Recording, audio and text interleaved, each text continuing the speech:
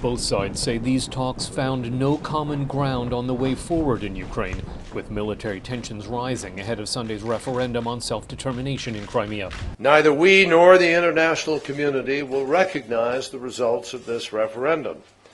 And we also remain deeply concerned about the large deployments of Russian forces in Crimea and along the eastern border with Russia.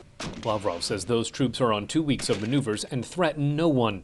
The Russian Federation does not and cannot have any plans to invade the southeastern regions of Ukraine.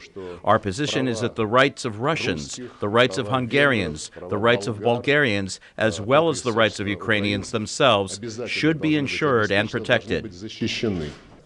Russia says those rights are best protected by Crimea's referendum on self-determination.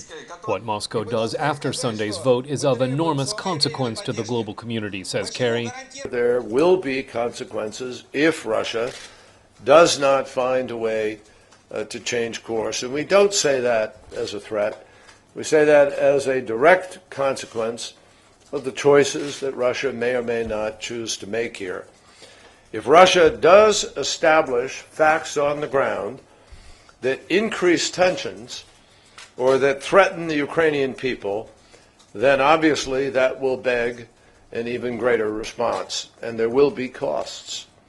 Economic sanctions will be the chief response to this referendum, but with much of European natural gas coming from Russia through Ukraine, sanctions are an uneven prospect, says American University professor Keith Darden.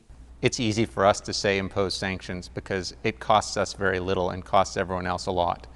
The Europeans, they're costly sanctions for them, so they're going to have a strong political will to push this through. Lavrov says Russia's business partners understand well the weakness of sanctions. Let me assure you that our partners realize that sanctions are a counterproductive instrument, and if that decision is taken in Western capitals, that would be their decision. It is obvious, though, that that would not benefit our mutual business interests. Lavrov says Western governments underestimate Crimea's importance to Russia, saying it means incomparably more than the Comoros mean for France and the Falklands for Britain.